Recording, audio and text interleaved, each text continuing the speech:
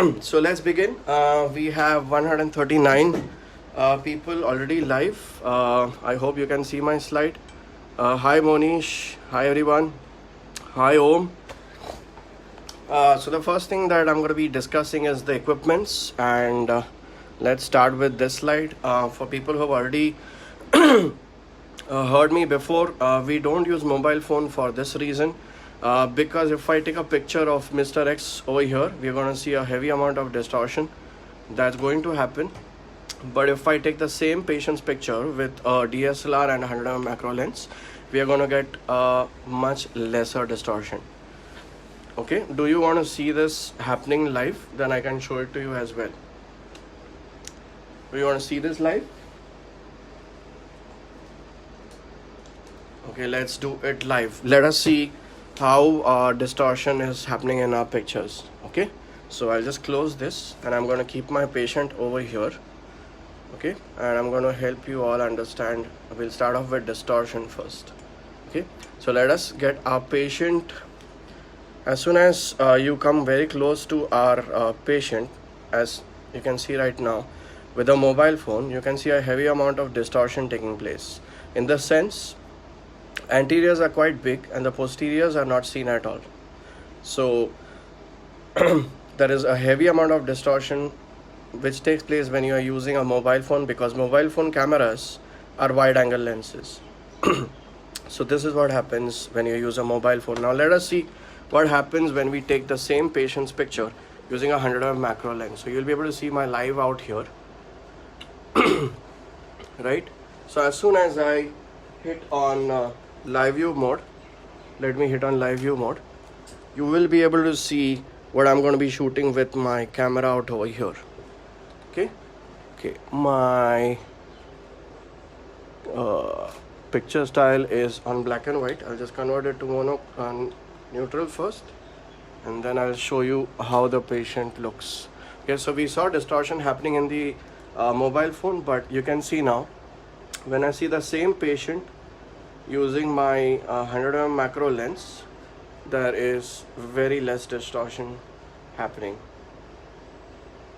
and you can actually see the patient, how the patient is. As soon as it's a little sharp, I'll go ahead and take the shot and we'll be able to see the picture now. So this is what we get using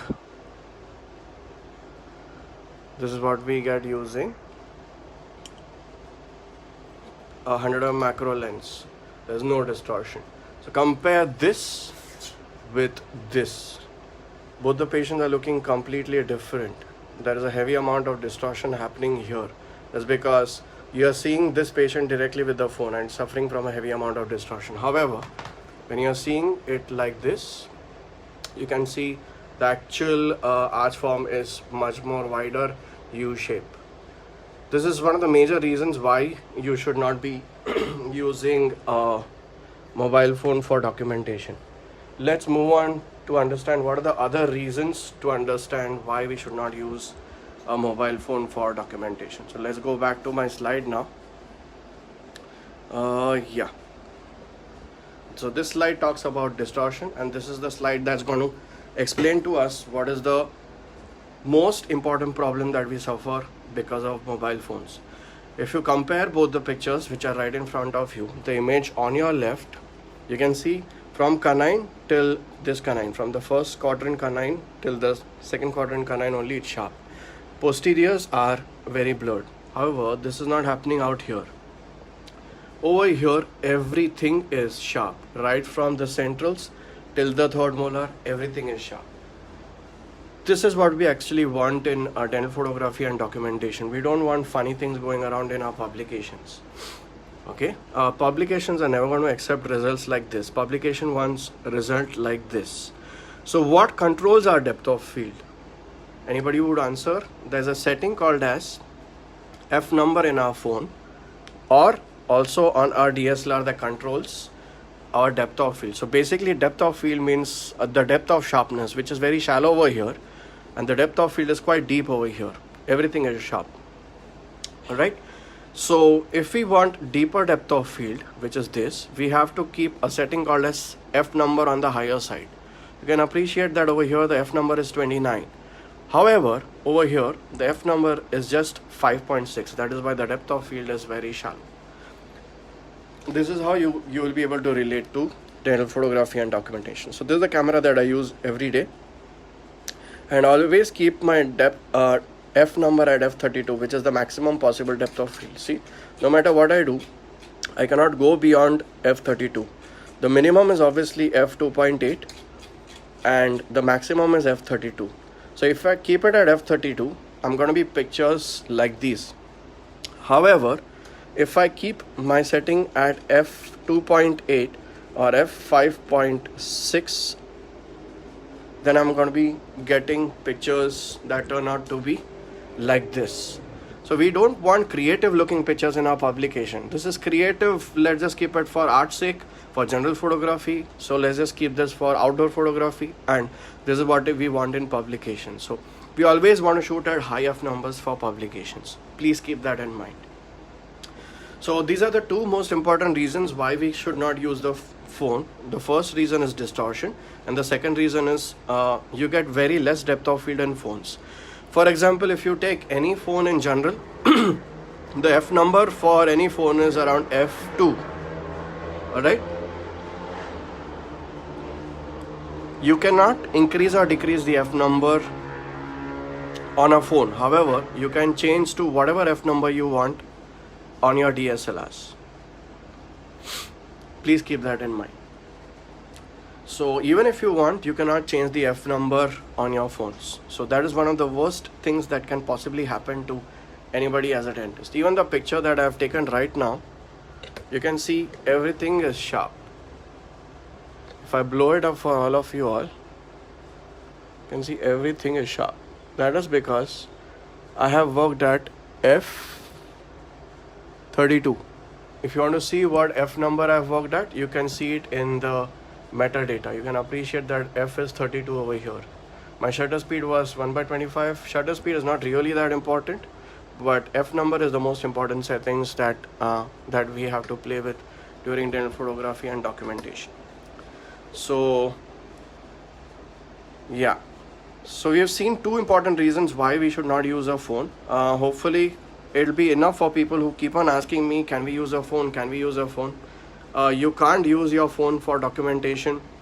If you still want to use your phone, you can do a lot of basic stuff with your phones. For example, if you just want to show your patient a before after thing, if it's a very casual documentation or is just meant for explaining your patient the kind of treatment that you're going to perform, it might help you in that, but nothing more than that. That is the only thing that you can do with your phones. I have seen a lot of people worrying that they feel that transferring of images is very tough using a DSLR. That's not true. There is no doubt about it that you need to put your SD card into your laptop and transfer the images, but if you want to show the patient live on a big screen, that's very much possible. That's very much possible using your phone. So right now I had shot the full arch image, the maximum intercuspation, with my camera that's 6D. You can see the camera model over here. It's Canon 6D. So it has built-in Wi-Fi over here in the camera itself. So what happens, what is the advantage of built-in Wi-Fi is, whatever image that I have shot over here, it can come immediately onto your Android device or your iOS device. So this is the image that is on my you can say it's on your phone. If right now it's on my tab, but you can say it's on your phone.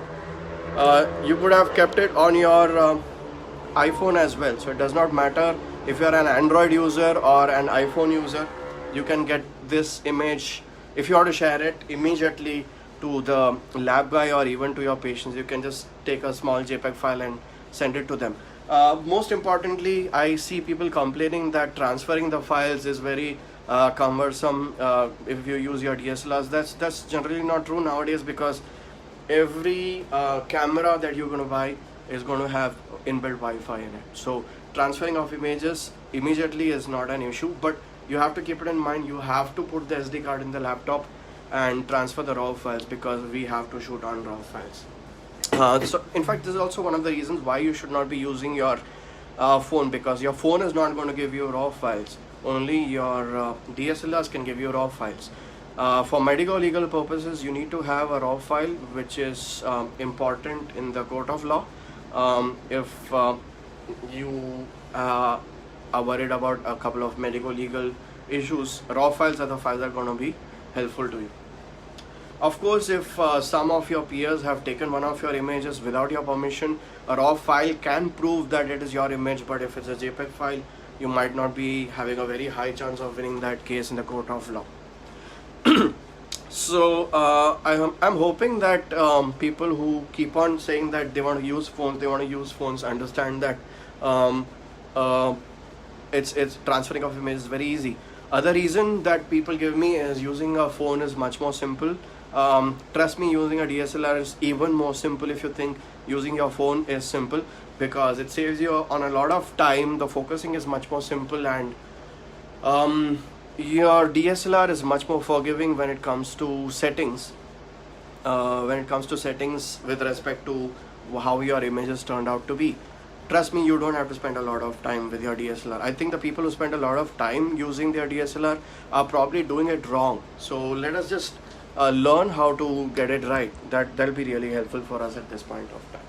So moving on to our next topic is, what are the types of DSLRs? Since I've finished the debate of mobile phones or DSLRs, we move on to the next part. How do you go about selecting your equipment? Okay, so I want you all to, I'll come back to this slide later, but you need to understand that we have two kinds of cameras right in front of us right now. Okay, so this is camera number 1 and this is camera number 2. All right, so what is the difference between these two cameras? So over here you can appreciate that this is a Canon camera. Obviously the name is written over here on the left hand side of the camera. So it's EOS 700D. Let me put some light on so you can see it clearly. So this is Canon EOS 700D. This is a crop sensor DSLR. Basically there are only two types of DSLRs. One is a crop sensor and one is a full frame. All right, both of them look pretty similar in size and shape. Let me just remove the lens and the flash and show it to you so that you can see it clearly. So what I'm doing right now is I'm just taking off the twin flash. I'm going to be putting the camera off, and what I'm going to do is I'm going to remove the lens and I'm going to back the camera up so you can appreciate the difference between both the cameras. So what I'm going to do is I'm removing the lens and I'm just backing the camera off. You have to ensure that when you're doing this, the camera has to be off. So my camera is it's not working right now. Only then you can change the lens. Please don't change the lenses when the camera is on. So right now you have in front of you, you can see two cameras in front of you. Like we said, this is EOS 6D and this is EOS 700D. This is a full frame camera. This is a crop sensor camera. Very honestly, they look exactly the same. There's hardly any difference between the two, and there are many DSLRs in the market. So what do you buy? What does a dentist have to buy? That's a big confusion going on, but the answer is really very simple. You don't have to really worry too much about it. Let us discuss what to buy whenever you go ahead and buy the camera. Okay, so before I explain this, you need to understand DSLR is the least important equipment for us to buy.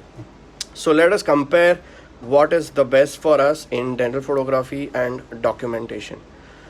All right, so the only major difference between these two cameras other than size is the sensor size of this buddy, that's 700D, is smaller than this big boy, that's EOS 6D. So if you can appreciate, bigger the number, more beginner level camera it is. If the number is small, say 6, it is a high-end camera. Obviously the flagship camera will be 1DX in Canon. Similarly in Nikon also, if you are a Nikon user, bigger the number, more entry level the camera it is. So this is 700D. This will be landing up somewhere in the entry level zone. This is a full frame camera, so it's a single digit over here. So full frame in Canon starts from 6. So we have 6, 5 and 1. All other cameras are crop sensor cameras, which will fall in this category. So what is the difference between these two cameras?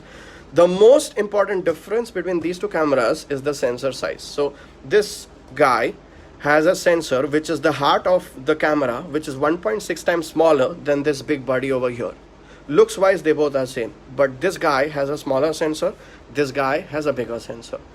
How small is this guy's sensor? It's 1.6 times smaller than this big body over here. So the size of this guy sensor is 24 mm by 36 mm. Please remember, if you can, or if you want to note it down, you can note it down. The sensor size of 6D is 24 mm by 36 mm. Alright. However, the size of this guy is 1.6 times smaller. That is 18 mm by 22 mm, which is really very small as compared to a full frame camera. So does that really matter to us? The answer is no, it does not matter, because even with this small guy over here, we can get pictures as big as 2 feet by 3 feet in size, which is huge. So I've had my exhibition in Jahangir Art Gallery, and I have taken a lot of pictures with this small guy over here, the crop sensor guy. I had 29 pictures in all, and 25 pictures were with a crop sensor camera. Only a few were with a full frame camera. So I had taken printouts that's 2 feet by 3 feet by this camera itself. So that this camera is more than enough for you to give a print of such a big size. So you need to ask yourself, are you going to be printing such big pictures? Do you really want such big pictures? If you don't want more than this, then this should be enough. So trust me, even the most basic camera in dentistry is more than enough. You don't need to have a full frame camera at all. Okay, this is a professional camera. It's suggested for people who want to earn out of dentistry. So please don't go ahead and buy expensive cameras. Go for the cheapest DSLR that's available in the market. I would suggest go for even cheaper models than 700D or 750D or 800D because the functions are almost the same. Okay, so why is this camera still a little bit more advanced compared to the camera that I'm suggesting? So there is a camera called as 1300D, which I suggest a lot, and there's another camera called 1500D that I suggest a lot, which is even more smaller than this camera. So let us see what is the difference. The difference between this camera and 1500D is this guy has a screen that comes off. Now trust me, we really don't need a screen that comes off like this. It's of no use to a dentist. Only the advantage is for a videographer, so or a journalist or a wildlife photographer, maybe if they want to take ground level shots. But this screen is not of great importance to us as a dentist. However, if you are an endodontist and you're going to be mounting this on your microscope, you might want to consider this, because you can your microscope will have this camera like this. So you want a screen that will probably look down so that you can look on the screen over here, because the camera will be on the microscope. So in dentistry, this screen is useful for only one person, that's a micro endodontist. Otherwise this camera is not needed at all. We don't want a screen that comes out like this. It's an unnecessary waste of money according to me. Okay, so the only big difference between crop sensor and full frame is the sensor size. However, the sensor size of this is more than enough, but this has a lot of advantages as compared to this one. Let us see what a crop sensor has an advantage as compared to a full frame. The number one reason is, you need to note this down. Okay, you need to note this down. Every batch that I take a lecture for, the first thing that I teach them is dental photography is equal to flash photography. I make them write this. You won't believe, but I actually make them write this. So what I wanted to say is, there are a lot of flashes that are available in the market that we use for dental photography and documentation. For example, there's a ring flash, there's a twin flash, there's a studio light. We have all kinds of flashes, but don't forget that entry-level cameras have an inbuilt flash as well. So if you don't want to invest on a flash at this point of time, or maybe you want to invest it later, maybe you're short of budget, you can still use this flash. Don't ignore this flash. This flash is pretty good, especially when you get stuck up. So having an inbuilt flash is definitely an advantage.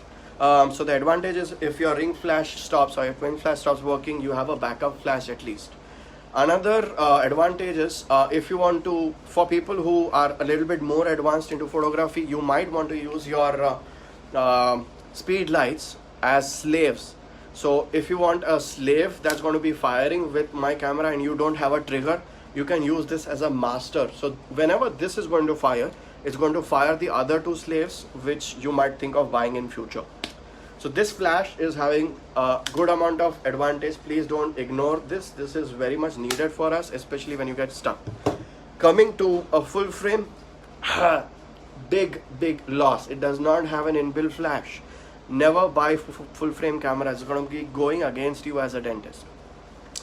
This camera, although it's high end, it does not have an inbuilt flash. So if you get stuck, your ring flash, twin flash is not working, or if you want to fire two more wireless flashes on slave mode, you cannot do this with this alone. You need a trigger because you don't have a master flash with it. So you have to put something on the hot shoe so that you can fire this as a slave. So the biggest disadvantage of a full frame camera is it does not have an inbuilt flash. However, an entry level camera, although it's inexpensive, it has an inbuilt flash. I would definitely want that too. I would definitely want that as an investment.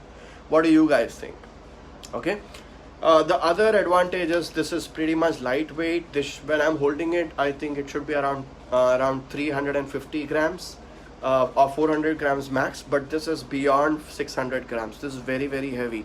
As a dentist, you need to understand that you're going to be using or doing photography with a single hand, because the other hand might be holding a cheek retractor or a mirror. So just imagine you not only have the camera, you have the lens and the ring flash.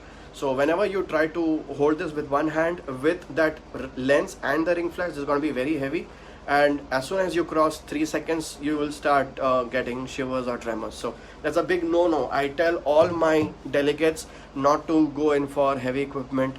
So the golden rule is invest minimum on your DSLR. Buy the cheapest DSLR in the market.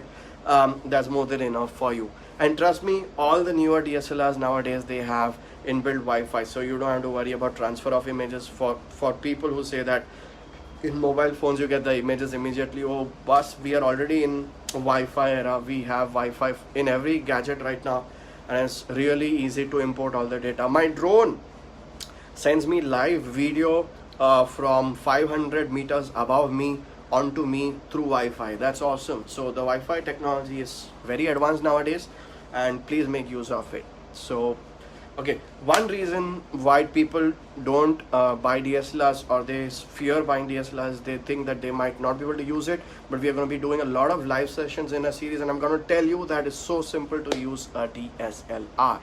So hopefully you understood the difference between full frame and crop sensor. Please don't buy full frames.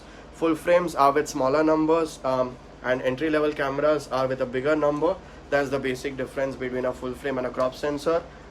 Even a crop sensor is more than enough for a dentist. Okay, so you can buy any DSLR that you want, but buy the most basic one. Don't get fooled. Don't buy expensive DSLRs. That's definitely go against you. So we move on to an interesting topic right now. So what happens if the sensor size of a full frame camera is bigger? Can you all see this image of an anterior aesthetic case? Can you all see that? Just give me a thumbs up if you can see this image.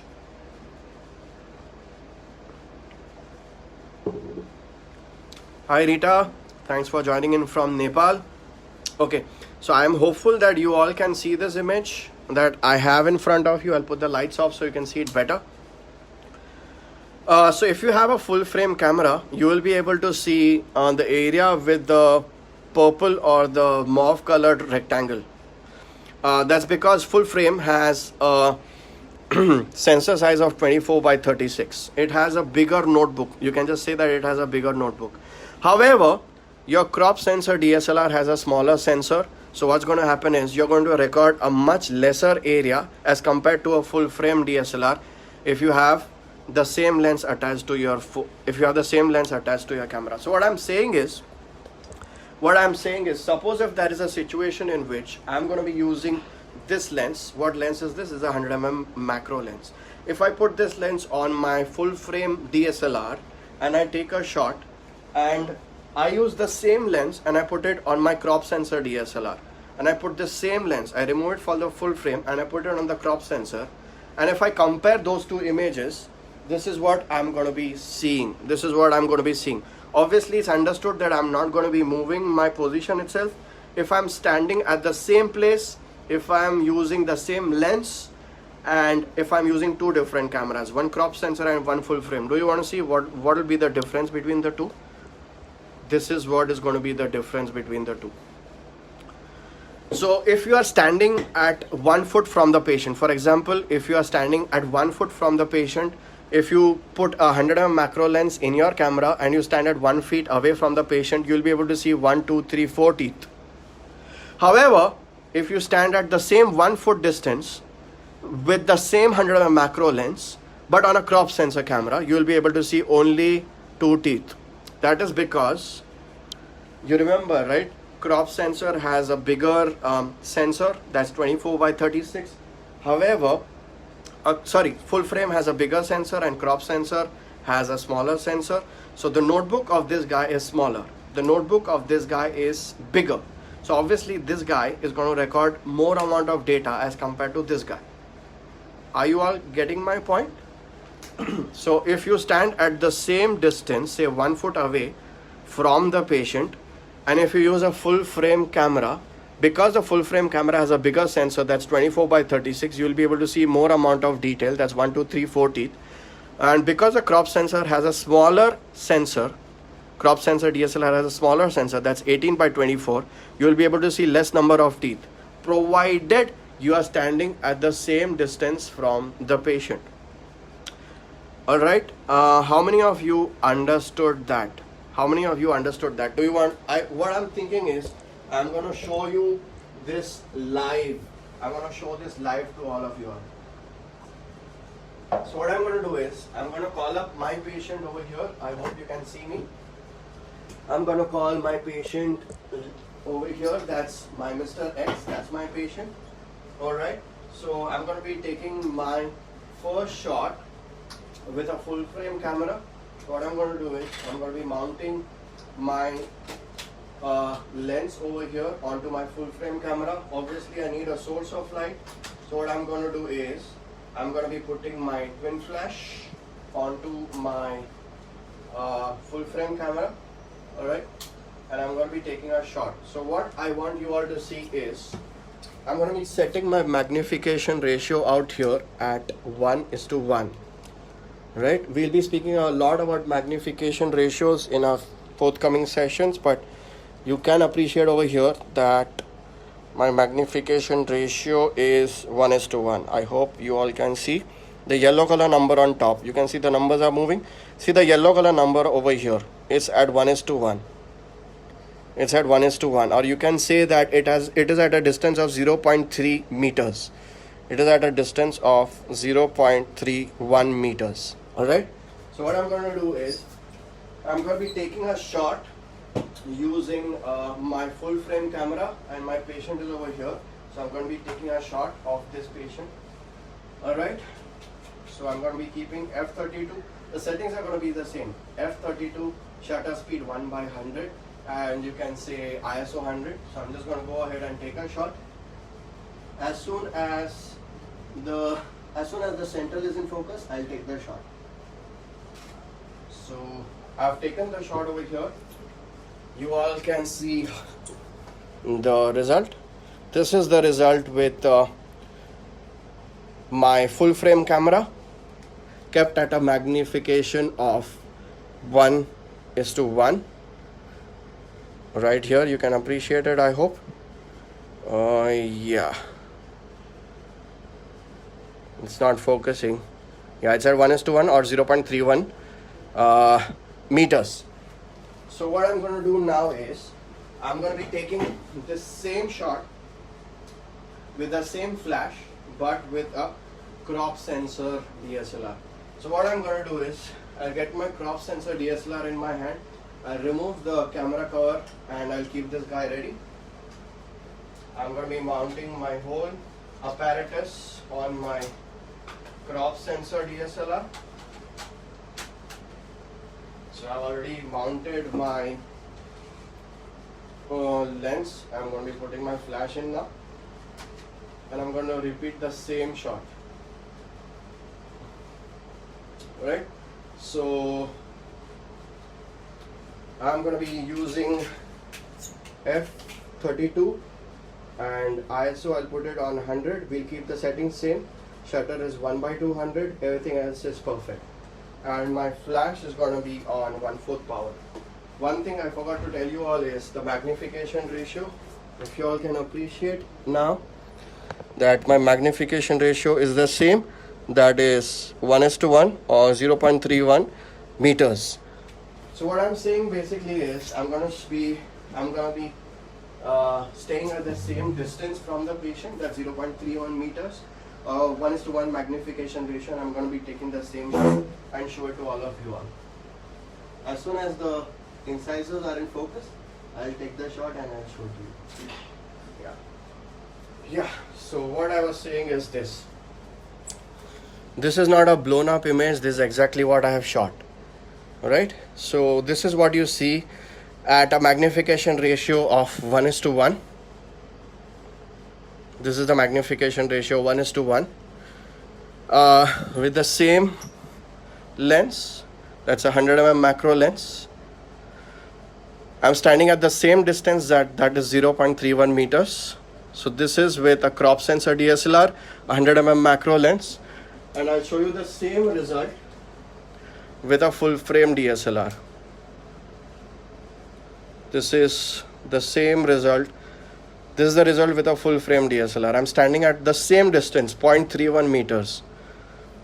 0.31 meters at 1:1 magnification, same lens but a different camera. So what I basically want to tell you all is,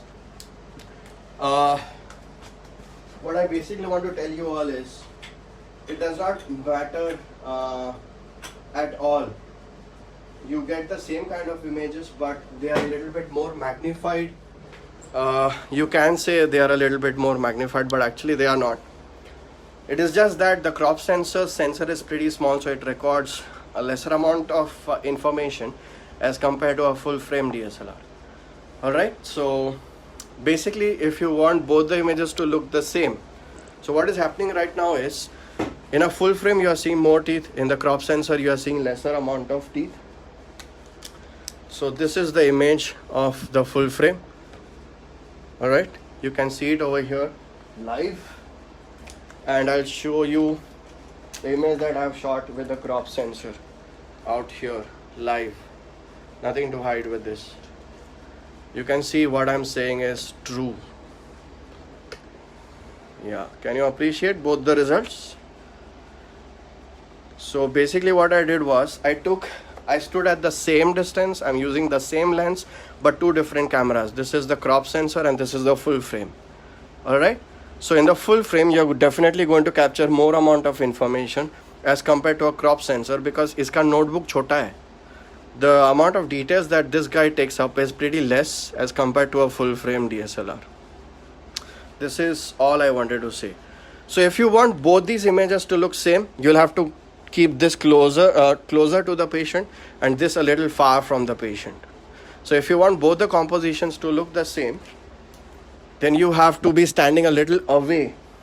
You have to be standing a little away from the patient when you're using a crop sensor DSLR.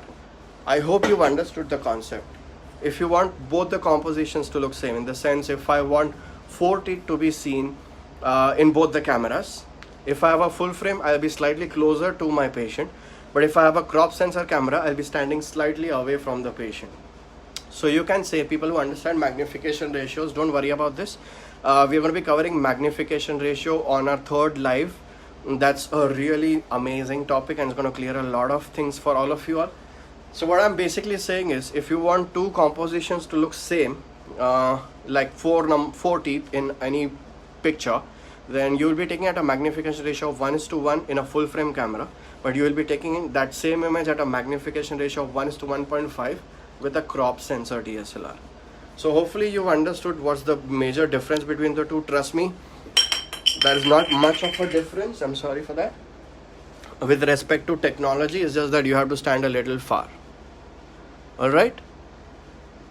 So let's go back to our presentation.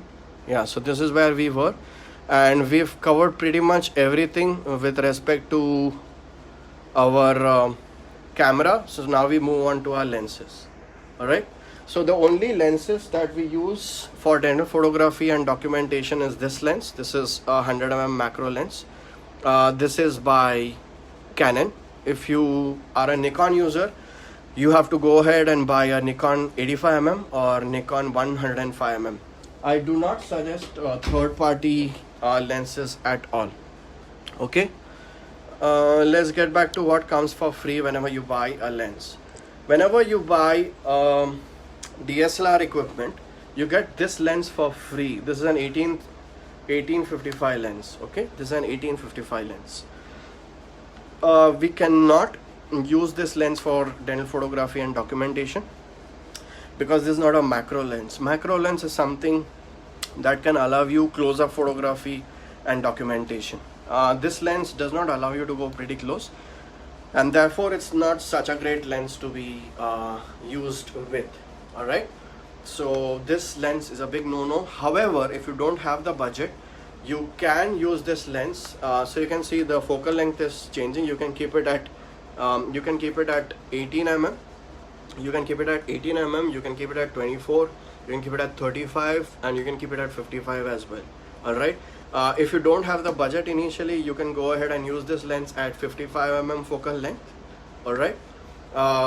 I have used this lens for quite a lot of years because I did not have the money to buy a macro lens initially.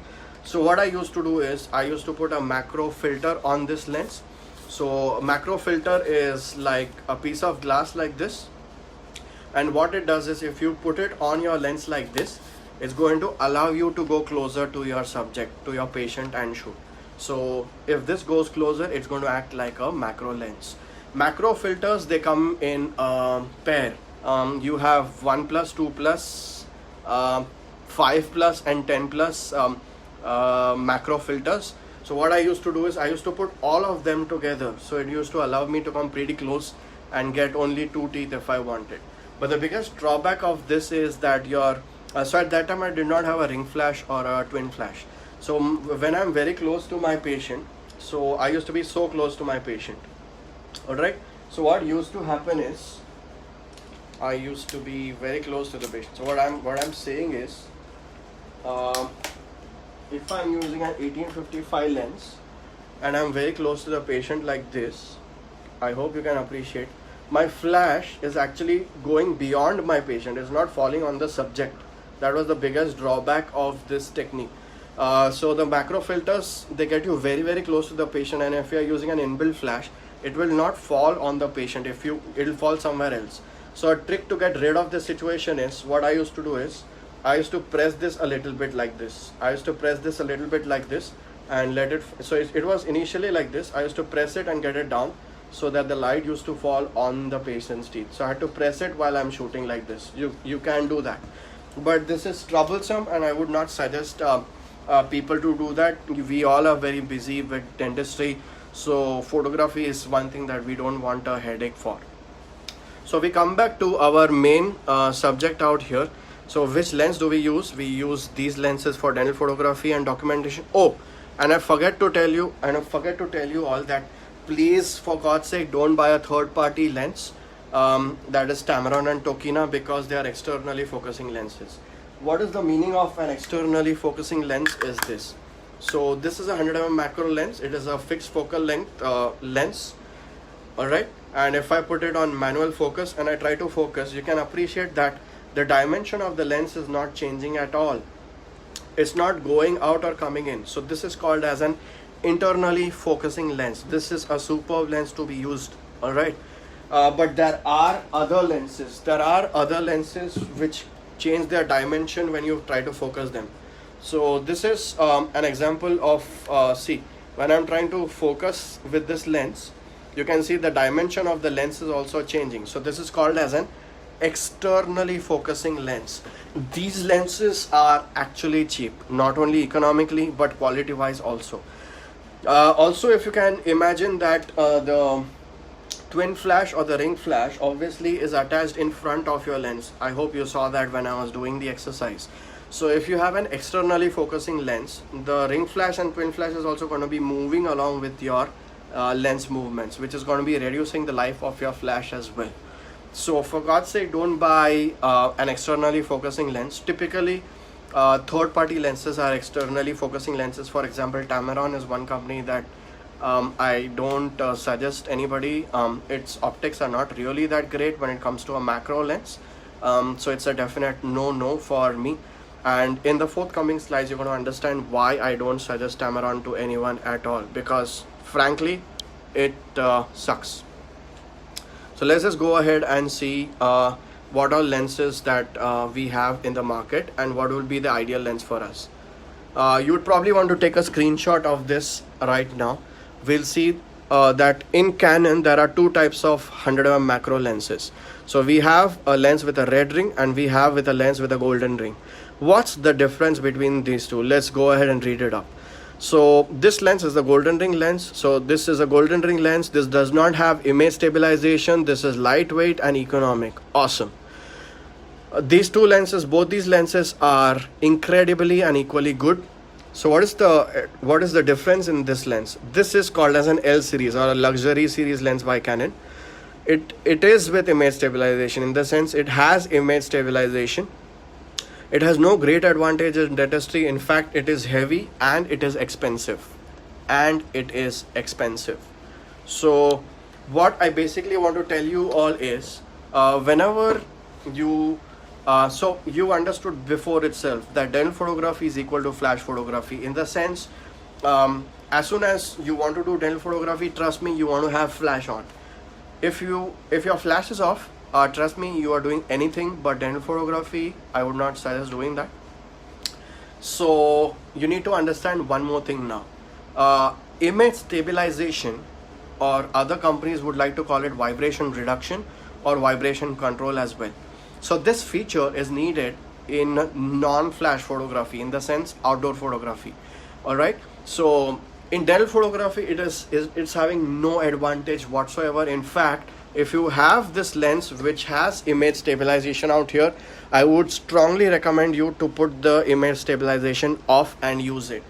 Alright, so even if you have purchased this lens, put the image stabilization off and then use it, because it takes some time to activate the image stabilization process. So I would suggest that you go ahead with this lens only. This lens is more expensive, this lens is less expensive. This is the lens that I'm asking you to buy. Also, please understand one more thing. If you buy something like this is called as an external flash, right? This is an external flash. This goes in front of your lens.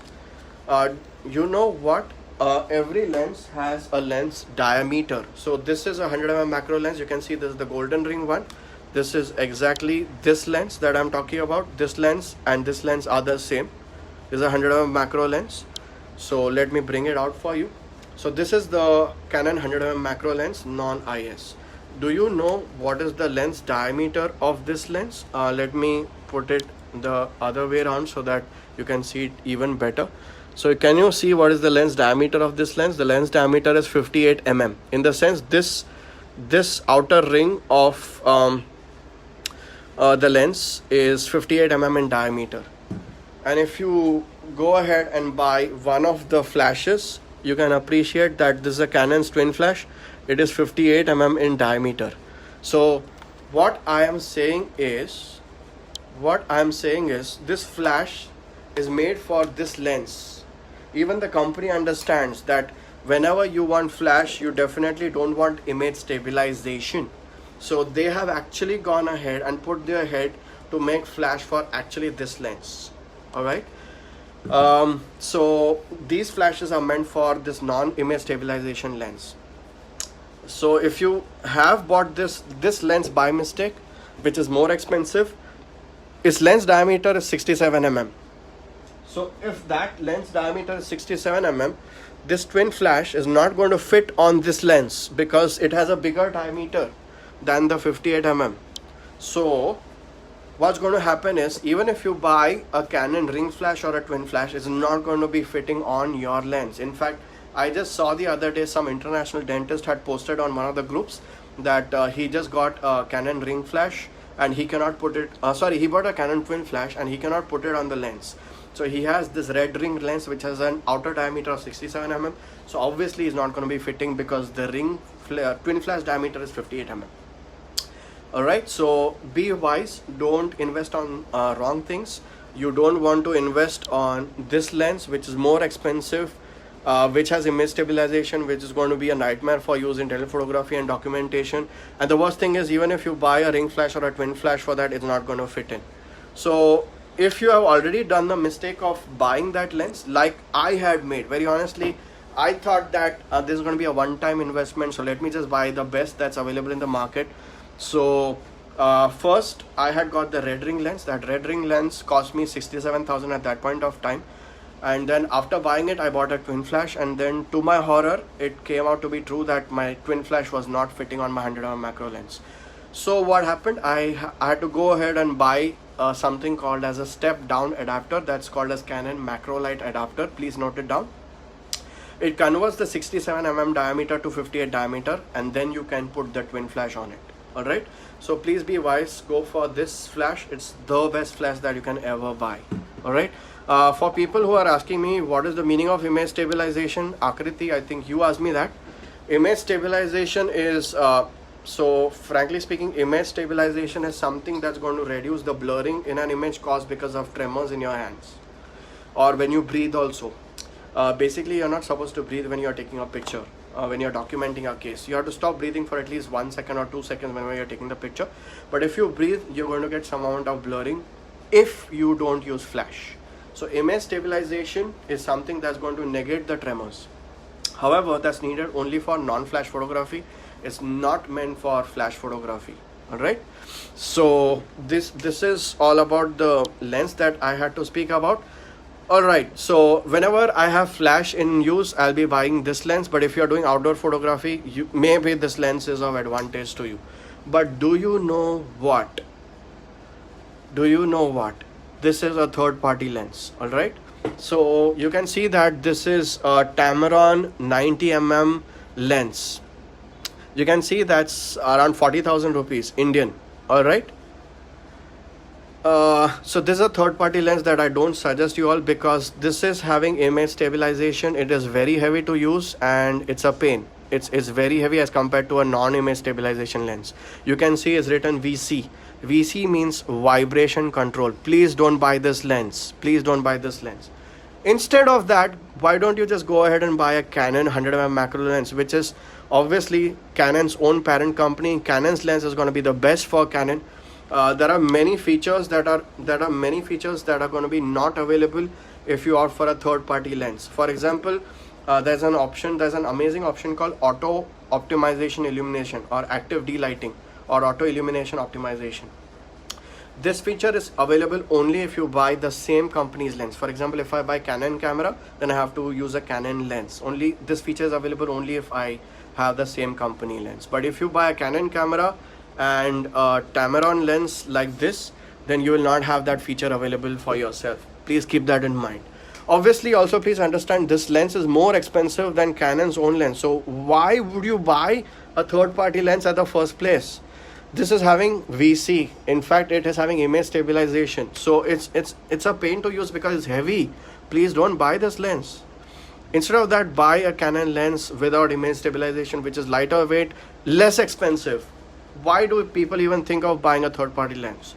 And yeah, Tamron makes a lens which is without image stabilization, which is this lens. This lens is so plasticky, so cheap, and it's an externally focusing lens. This is the worst possible lens when it comes to macro photography. You actually get what you're paying for. This is 26,000 for some particular reason, because that lens of Tamron, it sucks big time. It's a horrible lens. It's a pain to use, and it actually changes dimension, almost double its size. So the ring flash and the twin flash actually moves a lot with it, and it's a pain to use, trust me. And seeing the magnification ratios are written right on top. People who have this lens, they'll understand that seeing the magnification ratio on this lens is such a pain. So please don't invest on the wrong lens. It's so wrong to be investing on a wrong lens.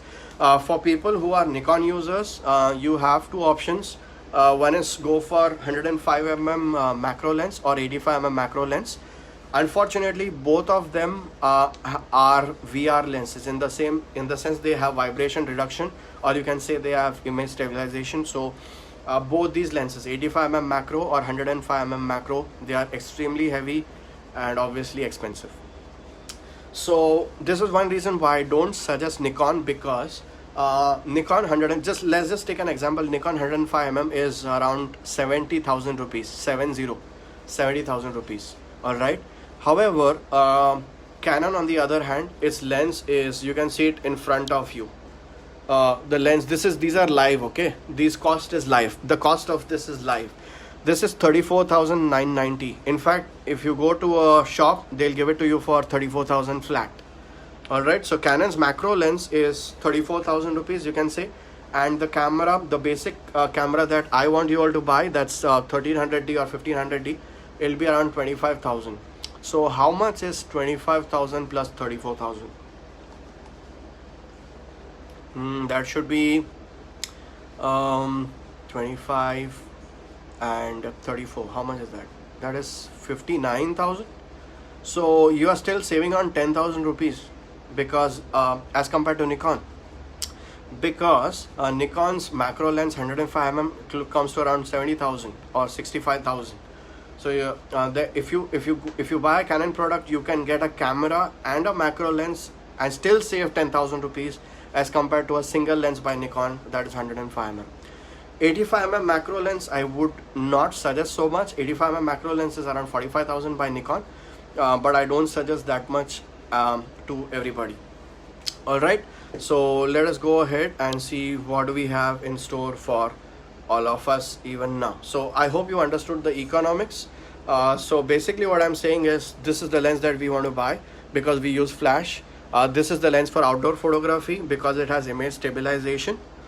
Don't buy this lens. This is a third-party lens by Tamron. It sucks big time because it is heavy to use and is more expensive than the Canon's original lens. Canon's original lens is more cheaper as compared to Tamron's lens. So don't buy Tamron, please. It sucks big time. And Tamron's non-image stabilization lens is very plasticky. It's a nightmare to be used. I have these lenses and trust me, I hate to use them. And it's so difficult to see magnification ratios in these. All right, I want to show you one more thing. I said that if you are doing outdoor photography, you want to have a lens which has image stabilization. So sometimes if you are doing outdoor photography, it's an advantage to have this lens. But trust me, even with the golden ring lens, that's a 100mm macro lens, non-IS or non-VC or non-VR, look at the result that I have managed to get. Look at the result. It's so amazing. It's so brilliantly sharp. Look at this picture. I'll probably get it closer so that you all can see it better. Look at the kind of details that you get with a normal 100mm macro lens without image stabilization as well. You can actually see this hibiscus flower. It has, you can see the pollen. In fact, you can also see some strands of spider's web. Look at the amount of sharpness that you can get in outdoor photography as well.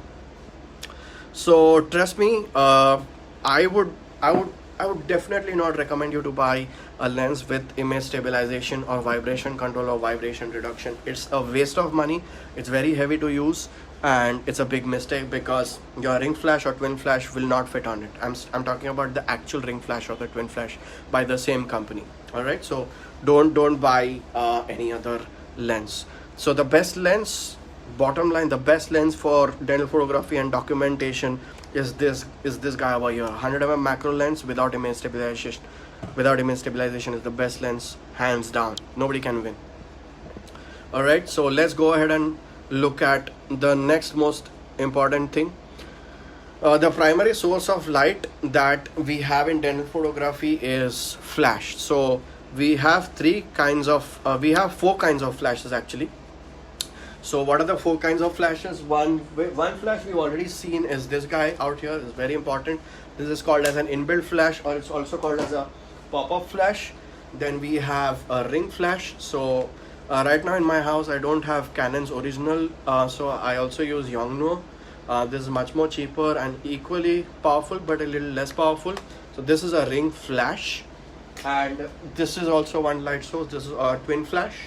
This is a twin flash, and we also have studio lights. Right now I have not got studio lights with me, but I can show you a smaller version of it.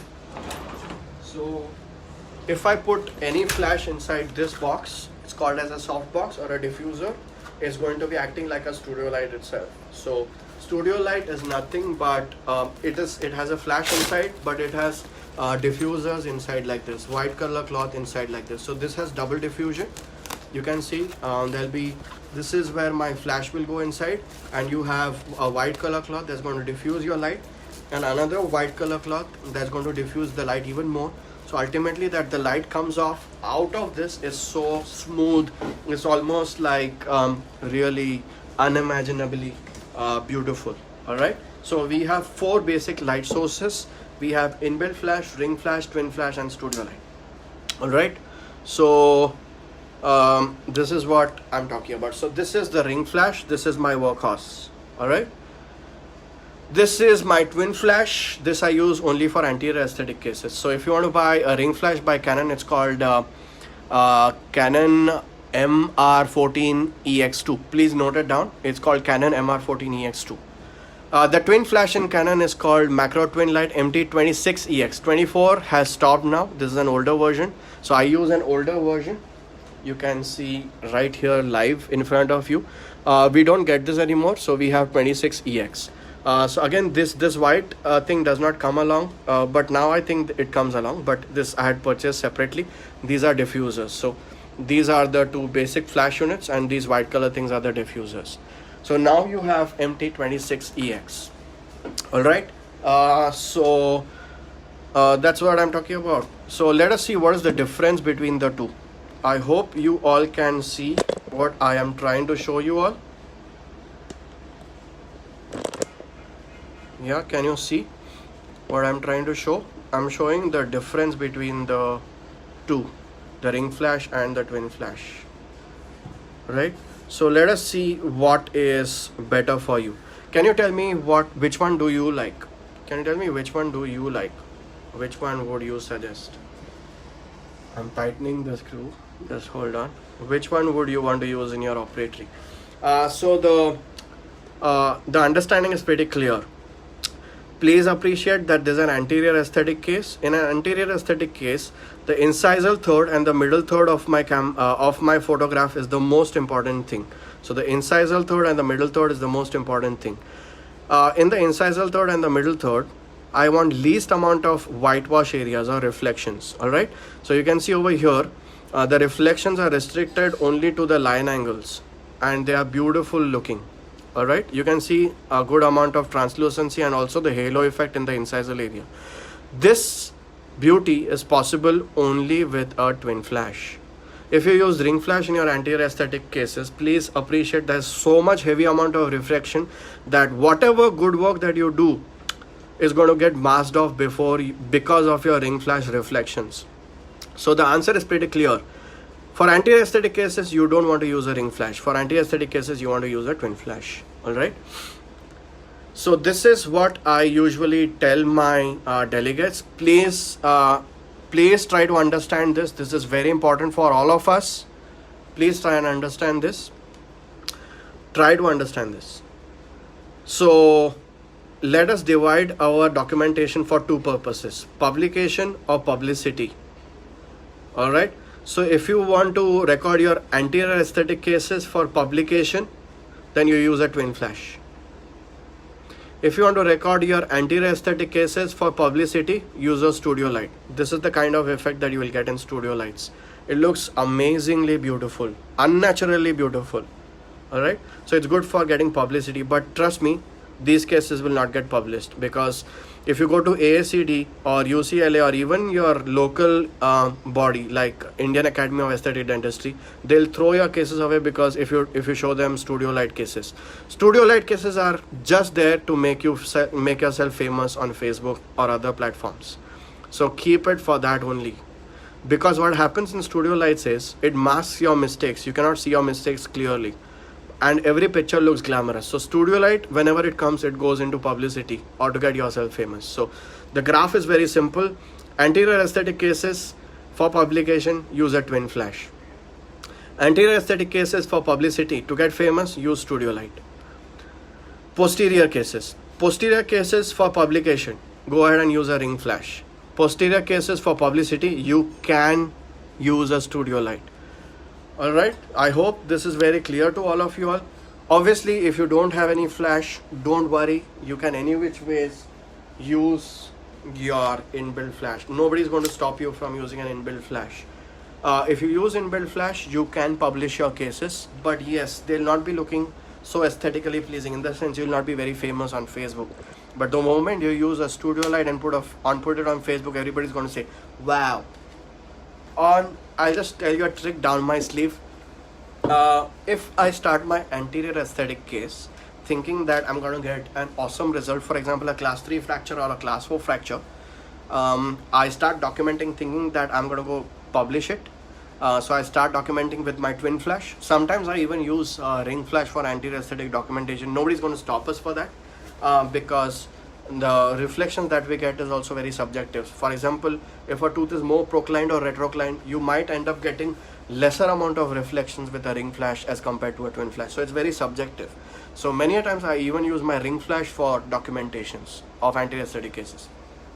So just imagine a situation. I have a patient X, Mr. X, who has a class 4 fracture, incisal fracture in 1-1.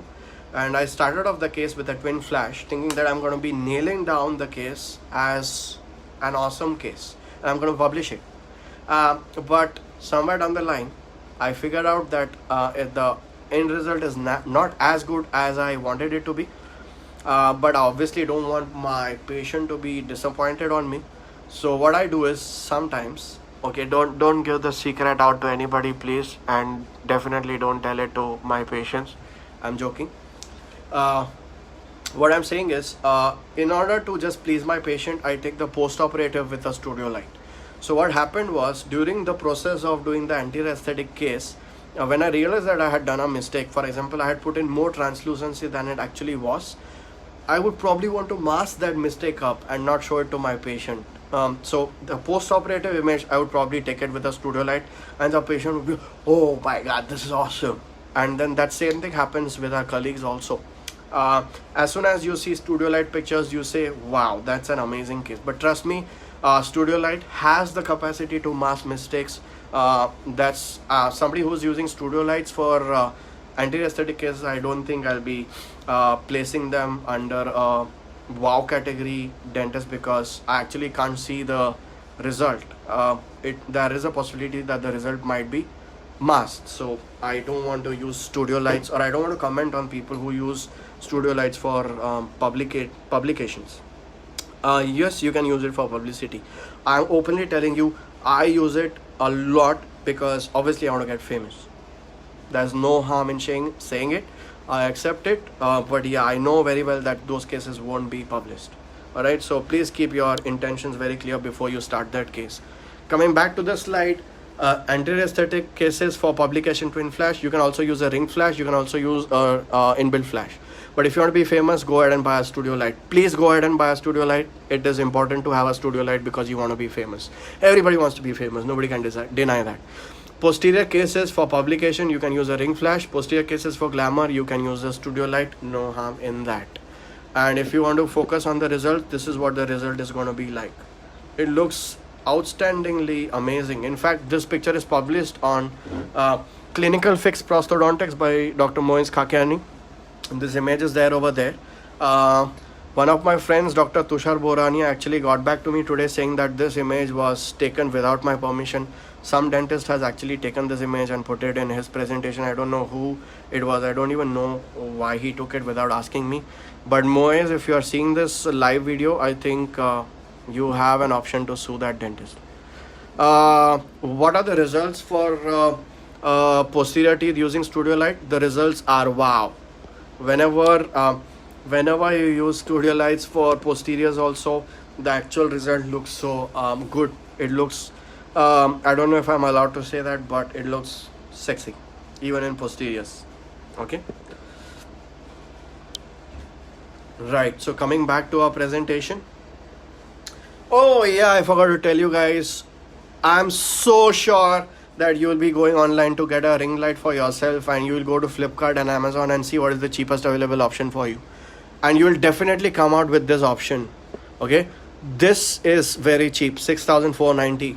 It's a trap. It's a trap because this is not a ring flash, this is a ring light. You can see this is not a flash, these are LED lights, these are continuous light sources. This is a big trap. You can get a ring light for as less as 3,000 rupees. In fact, this is the same crap that you get in the name of mobile flash. So people who suggest buying a mobile flash, they are not only fooling you or making a fool out of you, but they are not even giving you a flash at the first place. This is not a flash, this is a continuous light source. For basically, you need to understand what's the difference between a flash and a continuous source of light. This is not a ring flash, guys. This is not a ring flash, this is a ring light. It's a continuous light source. So let us see what's the difference between the two. Anything that can be continuously on for a very long time, it is called as a ring light, or just a light. Okay, so the thing that you put on the mobile phone, that is like a ring and that can stay on for a long time, trust me, that is not even a flash. They call it flash because they want to fool us. So let's get out of it, let's not get fooled. I have nothing against people who do mobile phone photography or suggest mobile phone photography to dentists, but suggesting a ring flash, which is actually not a flash, it's a crime. Don't go ahead for it. So the basic understanding of a flash is anything that can stay on for a very long time is not called a flash. Just the meaning of flash is extremely powerful and extremely spontaneous. That is what a flash is. All right, so let me put this on and show it to you how powerful it can be. So this is a ring flash, this is not a ring light. So if I have a pilot button out here, as you can see the red button, as soon as I press that, it's going to fire. All right, so let us see how powerful that is.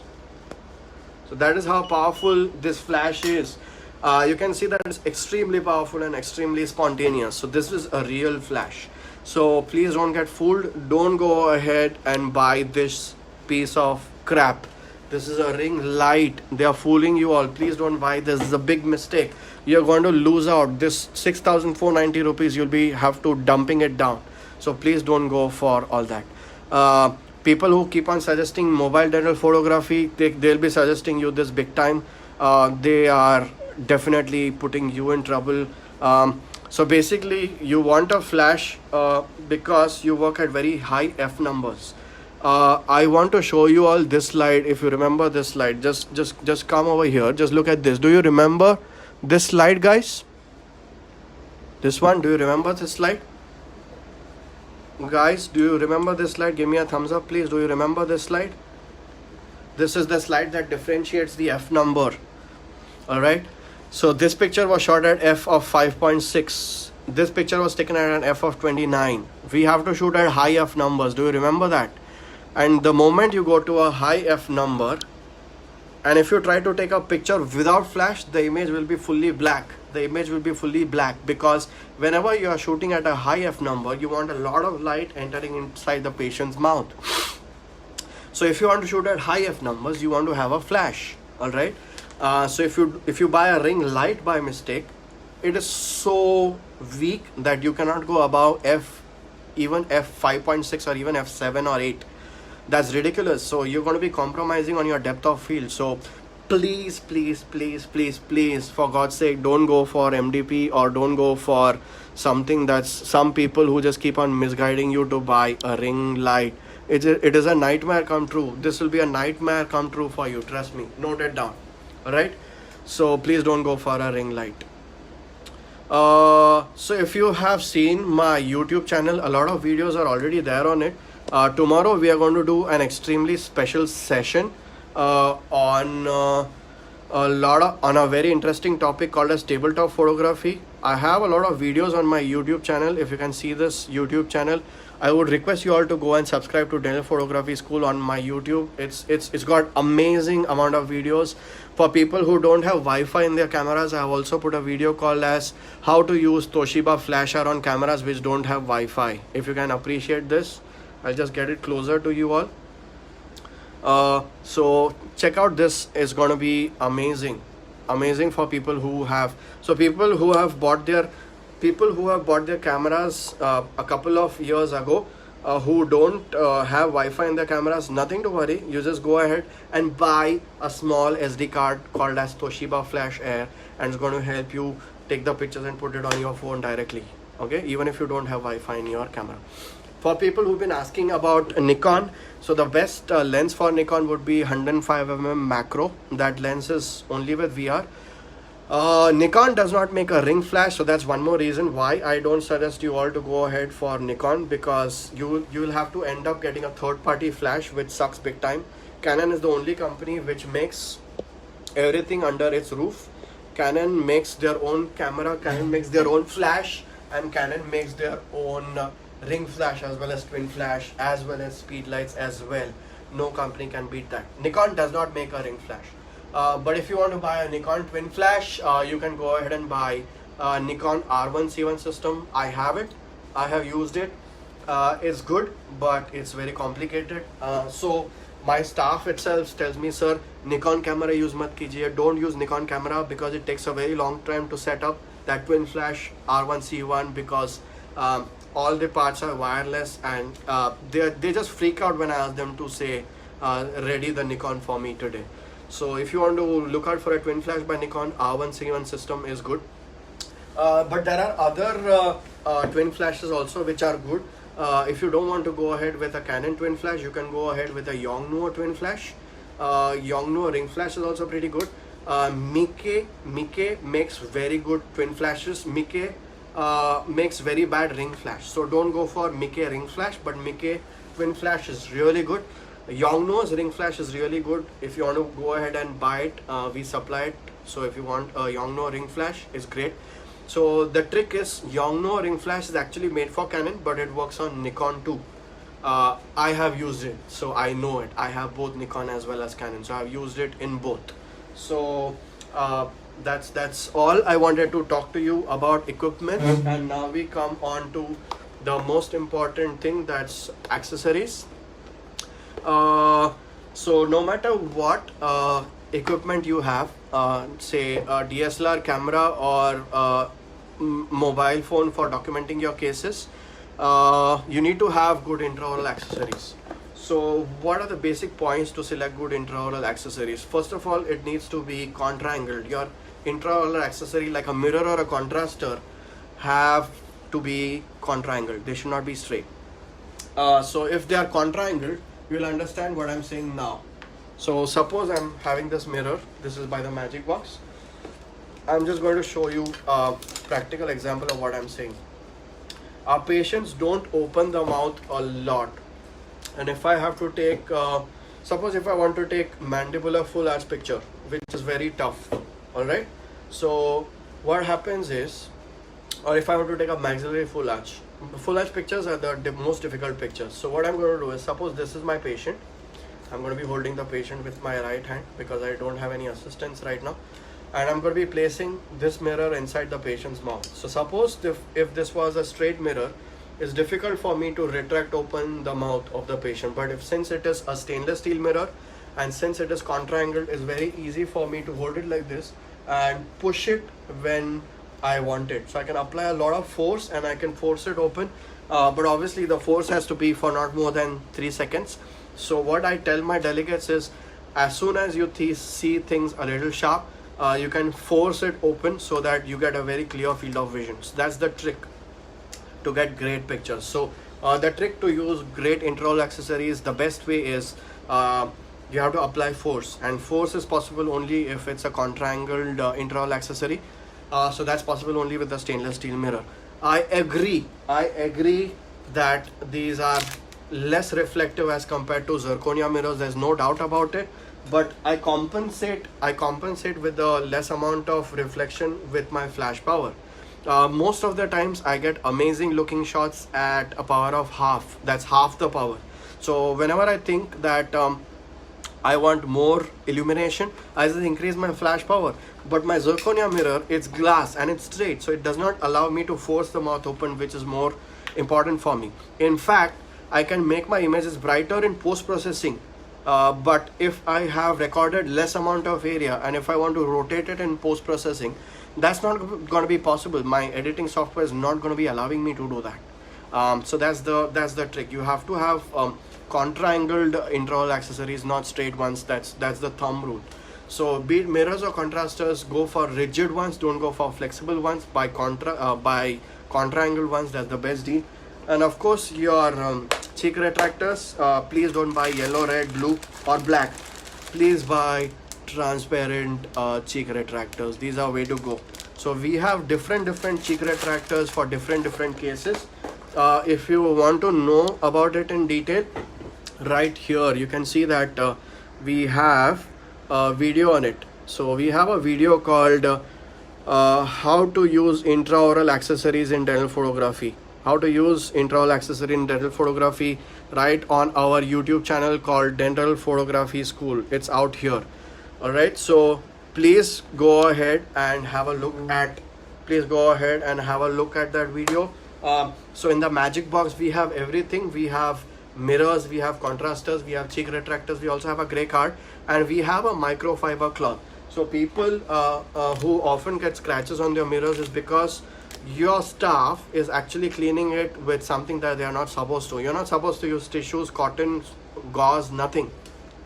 You just have to clean it with a microfiber cloth. So what you do after using is your staff must be using gloves, so you just clean it with soap and water.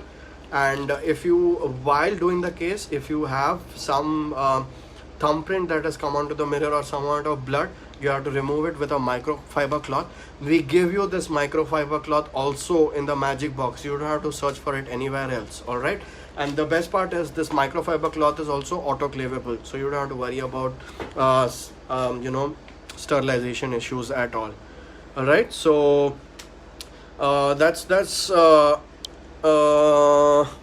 yeah, we have lip retractors in that as well. Right, so this is the box that you get in whenever you buy a magic box. We have all the contrasters, all the mirrors, we have all the cheek retractors, gray card, as well as the microfiber cloth. All right, so this was basically what I wanted to show you in terms of what equipment we are supposed to be using. Now I'm coming on to something that's really interesting. So suppose if you used a stainless steel mirror and the exposure came out to be very less, there's nothing to worry because we shoot on raw only. So if you have a look at my camera out here, I'll just turn the camera around and I'll show it to you over here. So you can see that we shoot only on raw. So all my pictures are raw. All right, so whenever it's a raw image, you don't have to worry at all. I can just go ahead and open this software. If my image is underexposed, I go ahead and open the software called as Digital Photo Professional by Canon. So let me just go ahead over here. So suppose if you think that this image, okay, these all images are basically with a stainless steel mirror itself. You see it is, and I've not even used my ring flash in full power. This is half power. If this is the result that I get it in half power of flash at an f number of 32, which is maximum, then I don't think you need to buy a zirconia mirror. In fact, I think zirconia mirrors give you a yellow color tinge. It makes the images look more warm. So I don't suggest zirconia mirrors because it changes the color of your subject. It'll make your subject look more yellowish. And trust me, this is true. You can try it out for yourself. So if this is the result that I usually get at half power of my ring flash, I don't think I need to be worried about anything. But even if you think it's a little darker, so what you can do is you can go to this option called as brightness adjustments, and you can increase the brightness over here. You can make it as bright as this. You can do how much ever increase or decrease in brightness that you want in post processing if it requires. But if you're going for accreditation, for example AACD or something, you're not allowed to do that. But for general day-to-day dentistry, this software that's called Canon Digital Photo Professional, it's only for Canon users. It'll help you to increase or decrease your brightness provided you shot on RAW and not on JPEG. If you're a Nikon user, don't worry, you have a software called as View NX2. Alright, so nothing to worry. And other softwares you can Google on your own. For example, if you are using a Panasonic, if you are using Fuji, you can just Google whatever software that's meant for editing your raw files, or Sony, and I think that'll be more than enough for anybody. So this is the software that I'm talking about, Digital Photo Professional. It's an amazing software. You can do brightness adjustments, you can do cropping, rotation, you can lock the aspect ratios. We're going to be having an entire session on how you're going to be editing your pictures and rotating them, and all the post-processing that you practically require to have. So there's going to be a special session on editing. So we have a lot of sessions lined up, so we'll be speaking about this software in detail. Don't worry about it. But the software that I like the most is Adobe Bridge.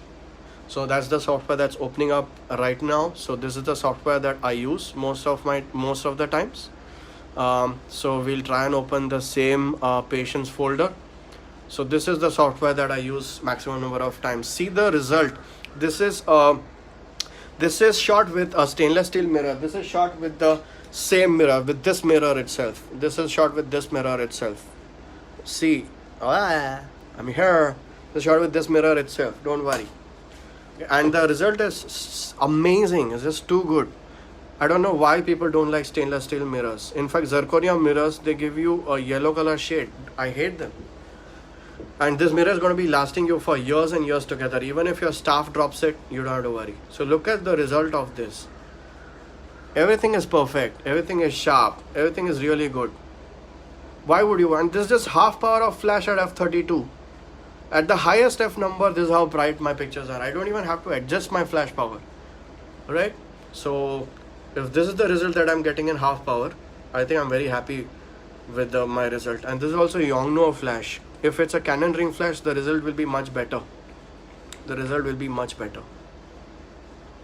Alright, so this is what I use Bridge. I use Bridge maximum number of times. I don't like using Canon Digital Photo Professional as much. I don't enjoy it as much. But if you're a Nikon user, you can go ahead and use View NX2. That's an amazing software as well. Everything is good. Canon DPP, Digital Photo Professional is good. View NX2 is good. Bridge is awesome. But Bridge is a paid thing. It's Adobe software. That means you get a combo. It's Adobe Bridge, Photoshop, Lightroom. This all comes for 800 rupees a month. Alright, so I think I have covered everything that I had to cover for today. Now what I'm going to do is I'm going to take up questions if you have any questions. So do you have any questions for me? Tomorrow we have an amazing session coming up. Tomorrow we are actually going to learn this stuff. You can see the picture. You can see the picture on my desktop. Can you see this picture on my desktop? My desktop wallpaper is what I'm asking you. We are actually going to be learning how to do this. We are going to be learning this tomorrow. So if you love this session, tomorrow is going to be even more exciting, even more fun. Please start a watch party if you have joined me, so that it helps others as well. Tomorrow we are actually going to take such pictures. Tomorrow we are going to be using doing tabletop photography, using inbuilt flash, using ring flash, twin flash, everything. We are going to learn how to get a black background, how to get a white background, how to use softbox. We are going to be learning everything tomorrow, and there's a bonus session on how to get super macro pictures. Alright, so I'll be taking up questions now. If you have questions, please throw them up right now itself. Oh yeah, this is a great question by Prasad Rathod. He's asking me, can you tell me about rechargeable batteries? I'll be more than happy to speak about it. Look at this. Okay, my favorite rechargeable batteries are Eneloop. Please go ahead and buy this Eneloop. Or my second favorite is Sony Cyber Energy. These are amazing batteries. Please go ahead and buy them. They are really good flashes. There's another battery called Osaka.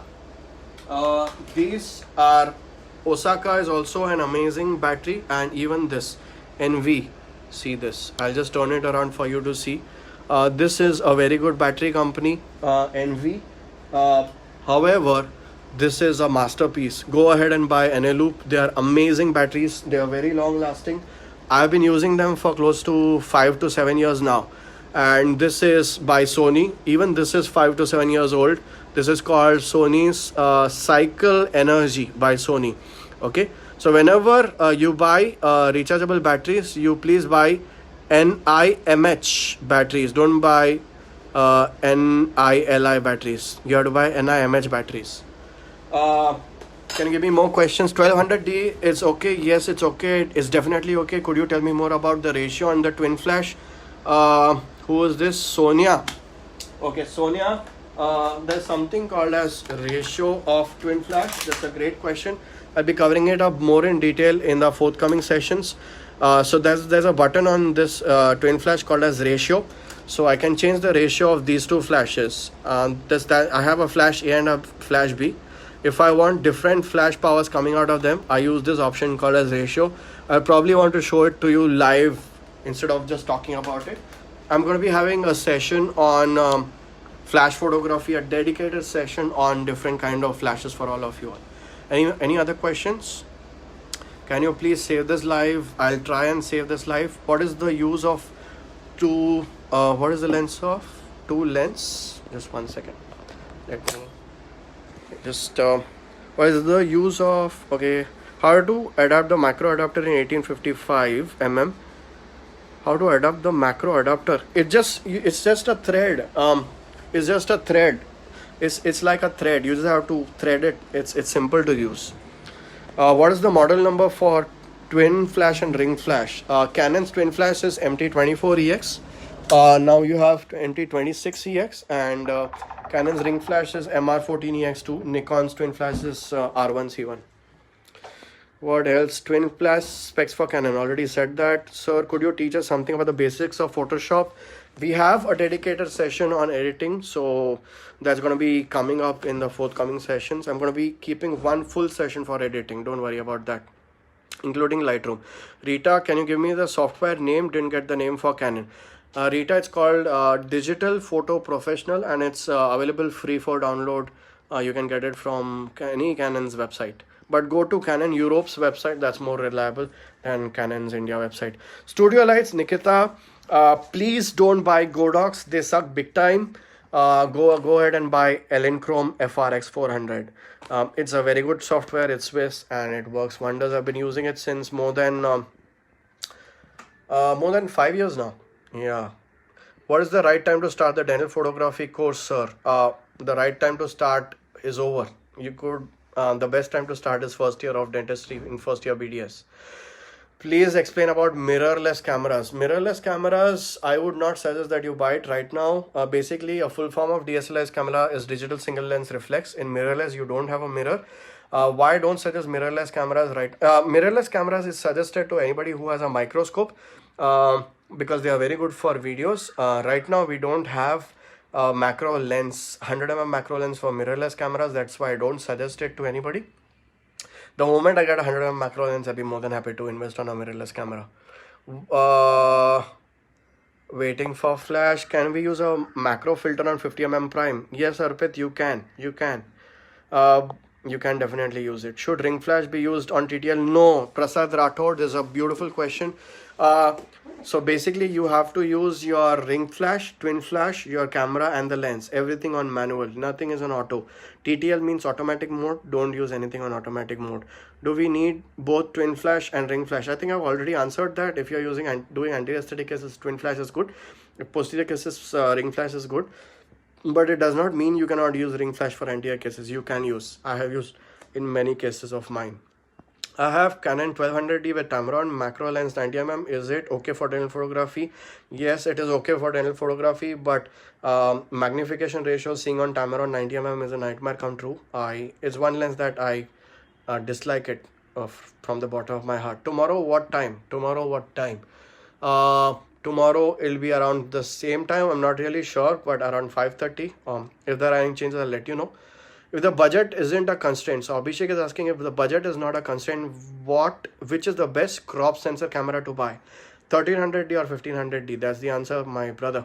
For dental photography only, without compromise. I told you, 1300D and 1500D are cameras which are more than enough.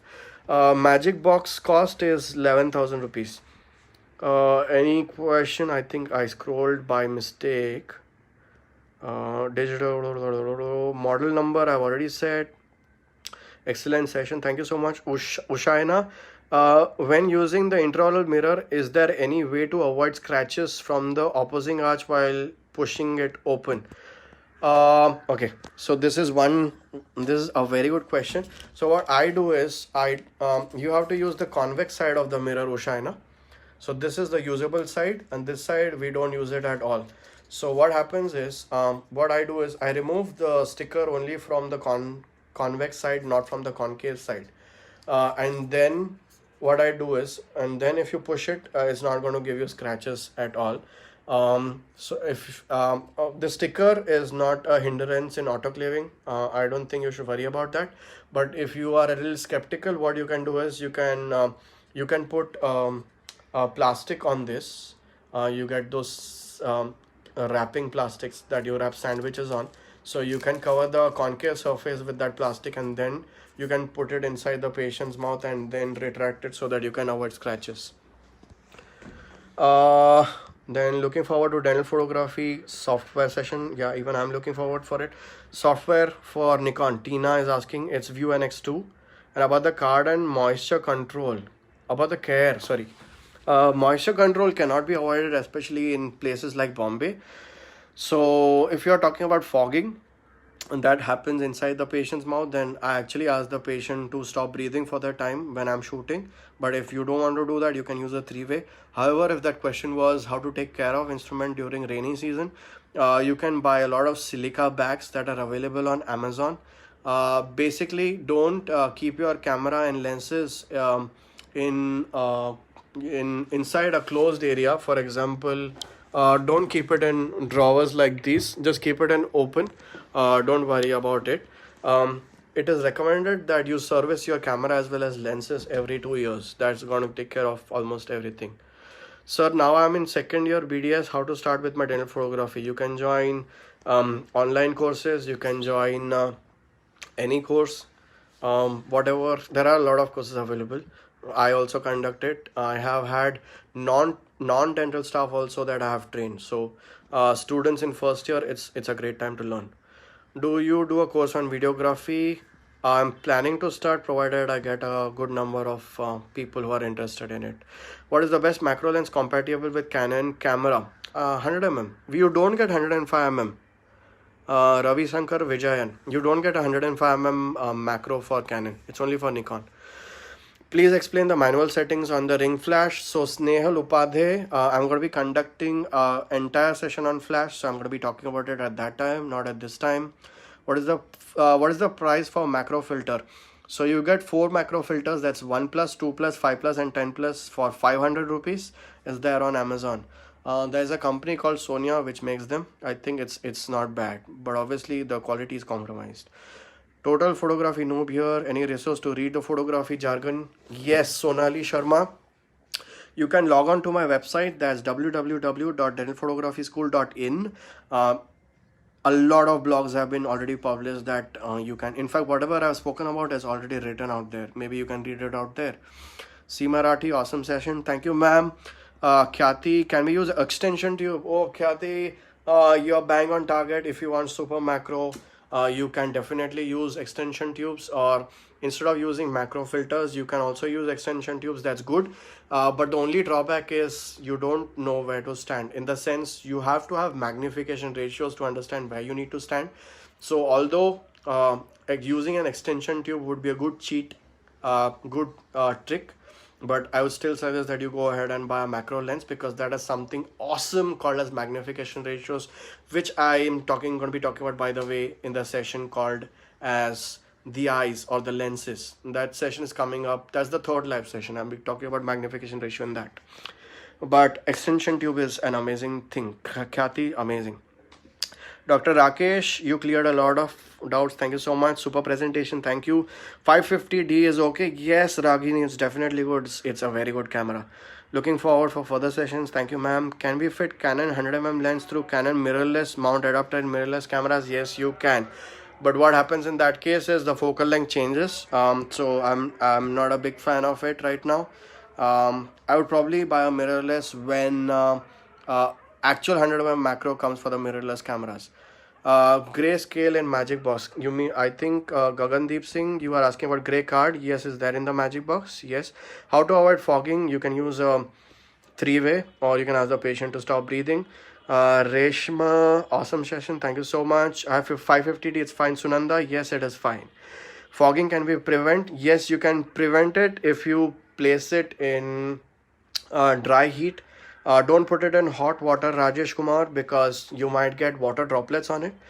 So what you can do is, you have that heating bag. You remember the physiotherapists, sometimes they prescribe heating bags. So you can keep your mirrors on those heating bags so that you can warm the mirrors. But before putting inside the patient's mouth, just tell the patient this is slightly warm. You can touch the lips first so that the patient knows that it's not very hot. Otherwise, the patient will be surprised or in a state of shock. But this is one good way to prevent fogging, pre-warming the mirrors, but inform the patient that it's warm. Sushen Sarma, thank you so much. It's a great session. Thank you, sir. Can you please tell us about good quality lip retractors? They are there in the Magic Box, Anil.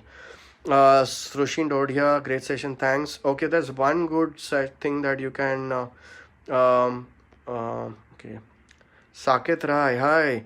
Could you please give a summary of all the settings for extraoral and intraoral photography for Canon 1300D? I'll be more than happy, Saket. So basically what you have to do is keep your ISO 100, keep a shutter speed of 1/200. For intraoral photography, if you are using ring flash, everything has to be shot at f32. But if you are doing extraoral photography, you would probably want to keep an f of 11. However, if you are using inbuilt flash, for direct shots, we keep an f of 25 intraoral, and for mirror images, we keep an f of 18. And extraoral will be the same even if it's inbuilt flash, it's f11. You might get darker pictures, but you have to manage that in post-processing. Meghna, sir, you could tell us more about diffusers. Diffusers are nothing but any white color thing that's going to diffuse the light. So this is a diffuser. I'm going to be talking more about diffusers in the session called as accessories. Any white color thing that filters your light is called as a diffuser or a softbox. I'm going to be speaking a lot about it in a session called as accessories. That's going to be coming up, Meghna. Sudarshan, great session. Thank you so much. Thank you for being there. Excellent presentation, very interactive. Thank you so much. Great session, super session. Difference between RAW and JPEG. Gopika, the RAW file is a digital negative. JPEG file is a positive, if you're still there with me. So if I give you a practical example, suppose if I've taken a picture of my face, my JPEG file would be 5 MB. However, my RAW file will be 30 MB for the same files. In the sense, it has a lot of more information as compared to a JPEG file. So JPEG files are called as lossy file formats. RAW files are the parent file formats. It's a digital negative. If you want to relate it to the real world, digital negative is synonymous to a film, negative film. However, the positive would be your JPEG file. So basically, digital negative files or RAW files cannot be used directly on software. For example, if you want to put it into a presentation, you cannot put a RAW file because they cannot be coming into a PowerPoint presentation. You have to convert it into a JPEG file if you want to put it in a PowerPoint, or if you want to print it, you have to convert it into a TIFF. But RAW file is the mother file. It has all the data that you always wanted, but JPEG file has already lost a lot of information. Any questions, sir? How worth is using i5 wireless card? Anil, Sonara i5 wireless cards have stopped manufacturing. Their app is also not working. I would not suggest that i5 card. Go ahead with Toshiba Flash Air if you want to learn more about it. The video is there right on my YouTube channel. Paras Kothari, awesome session, buddy. Thank you so much, Paras. I'm so glad that you were there for the session. Always a great session. Thank you so much. Excellent session. Thank you. Great session. Any more questions? Puneet Kala, wonderful session. Thank you so much. Can you talk more about different color contrasters and their use? There's only one color contraster, Amy. We use only black color contrasters. And the uses, there are a lot of uses for contrasters. We can use them for anterior aesthetic cases. We can use them for molar relation cases. There is a very good video on my YouTube channel called as how to use intraoral accessories. Maybe you should have a look at that, Amy. So it'll tell you how to use contrasters for upper anterior aesthetic cases, lower anterior aesthetic cases, molar relationship images, and you can even use them for tabletop photography. So contrasters have a lot of uses, but I use only black color contrasters. I don't suggest any other contrasters. Sir, what are the views of wireless Wi-Fi card? I don't use Wi-Fi card. They have stopped manufacturing, and their app does not support as well. So please don't use it. Can you advise a polarizing filter for shade selection? Ushaina, the question is great, but I don't really support polarizing filters. So there are two types of polarizing filters. One is a CPL or a circular polarizing filter, and one is a linear polarizing filter.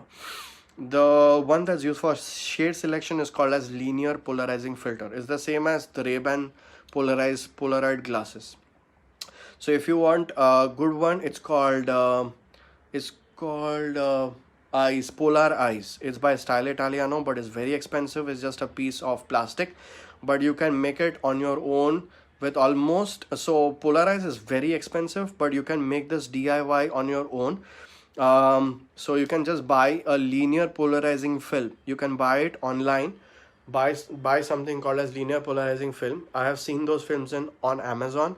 Please buy them, and you can just make a DIY Polar Eyes by yourself. All right. So maybe we can keep a session on this, but I know one person who uses extensively this DIY ones, and I think it's a dentist in Chembur itself where I practice, Preeti. Yeah, Preeti has made these DIY ones. Even I have made it, but I don't use it, and I don't even support the use of it a lot because you actually don't need it. But yeah, if you want to make it on your own, please buy a linear polarizing film once.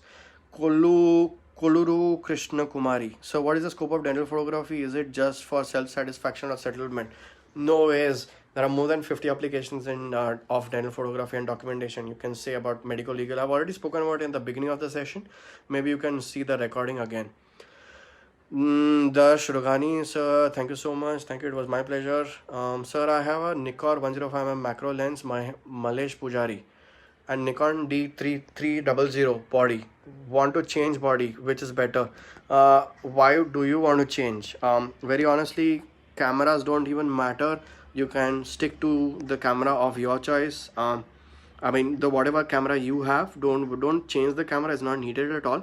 But you can go ahead with a basic camera again. 5300 is good. I think there's a newer one called 5400 as well. So that's a good enough camera for anyone in Nikon. Does it hamper image quality when twin flash is used for posteriors? It is a little difficult to use twin flash for posteriors, yes, but it does not hamper as such. The only problem is you have to keep on changing the direction of the twin flash, so it's a nightmare. The best thing for posteriors is honestly a ring flash.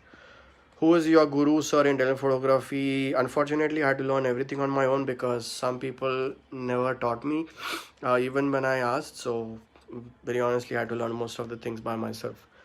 Sir, how did you get diffusers on twin flash separately? It's available on Amazon. You can check it out. Just Google diffusers for Canon twin flash. You will get them. Dr. Himadri is watching. Thank you so much for watching. Anybody else? Good camera 200D by Canon. Yes, it's great. It's a great camera. Thank you so much. Thank you so much. Is Canon EOS 77D okay? Parul. Yes, it's definitely okay, but it's a very heavy camera. I would suggest it. Just keep it for outdoor photography. For dental photography, it's a very heavy camera for you. I'll definitely not suggest. But if you've already bought it, you can buy it. But if you're planning to buy it, don't buy it for dental photography. It's for wildlife users or outdoor photography most of the time.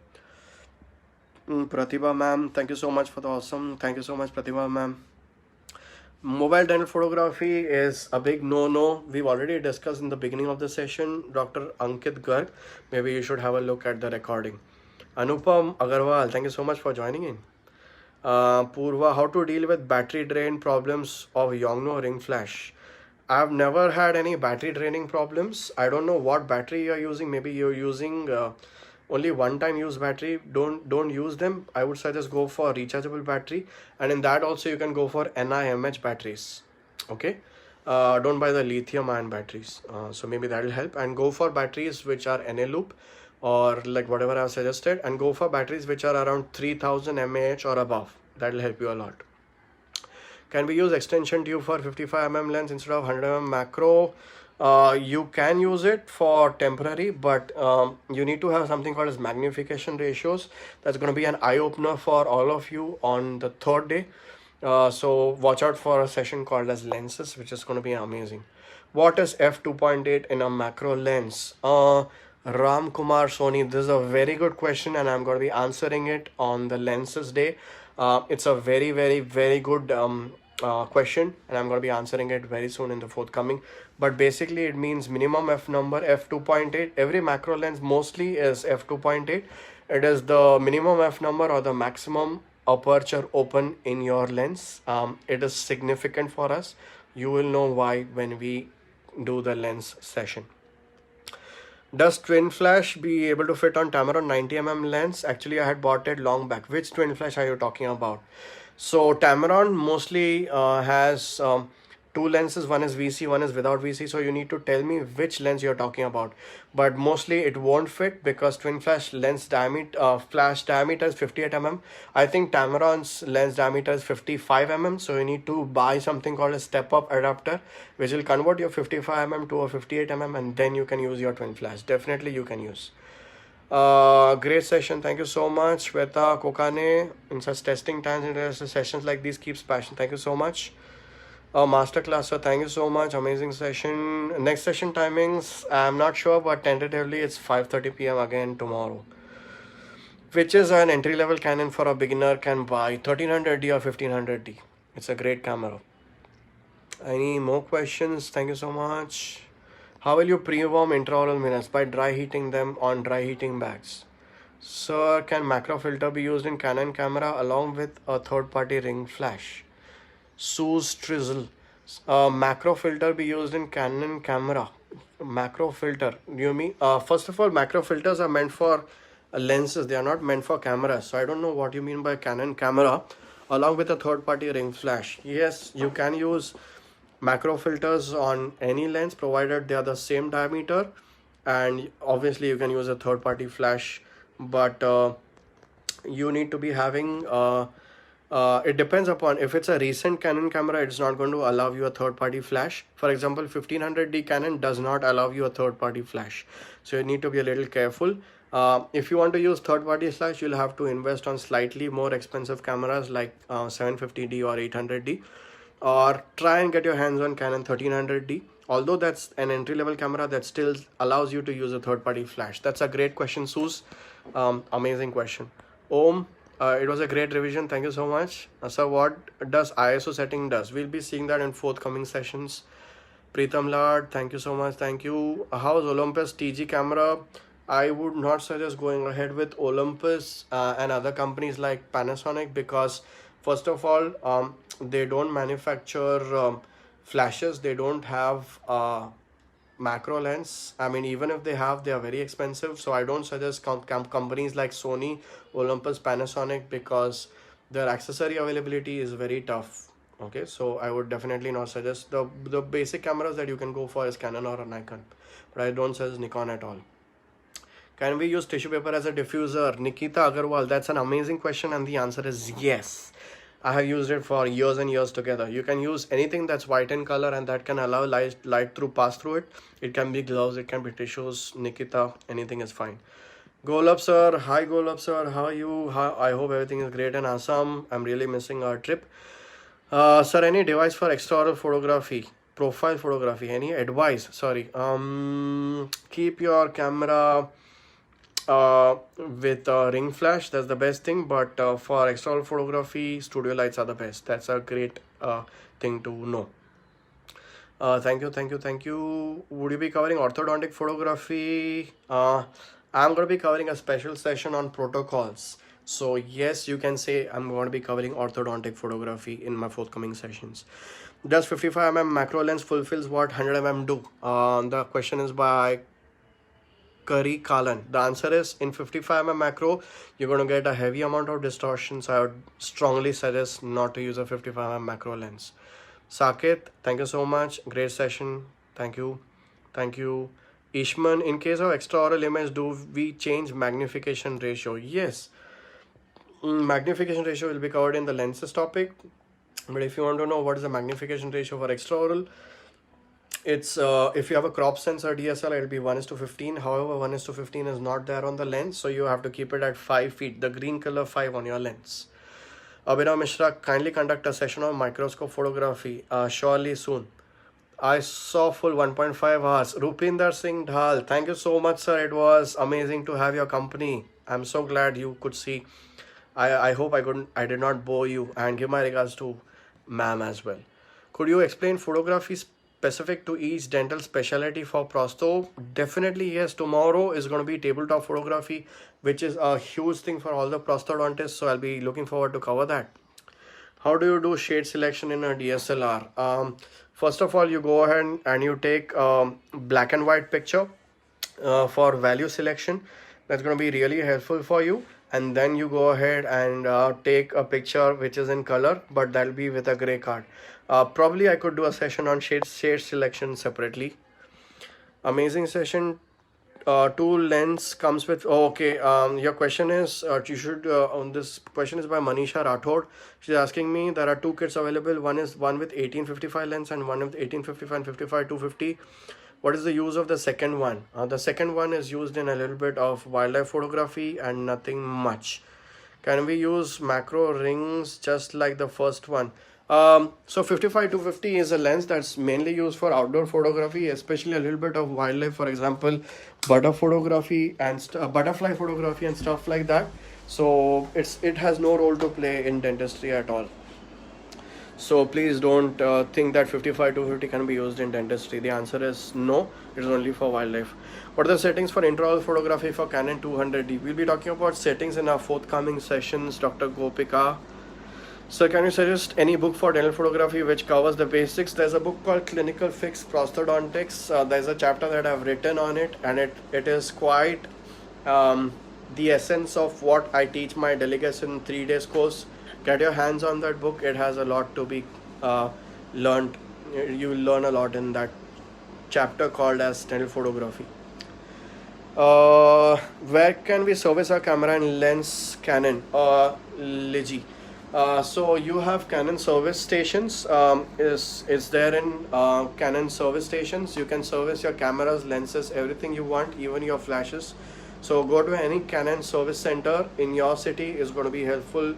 They'll be really helpful. They'll service everything that you want, and they'll give it to you as soon as they can. The session recording, I'm not really sure because we've crossed a long, I think I crossed 2 hours, more than 2 hours. So I don't know if I can save this session or not.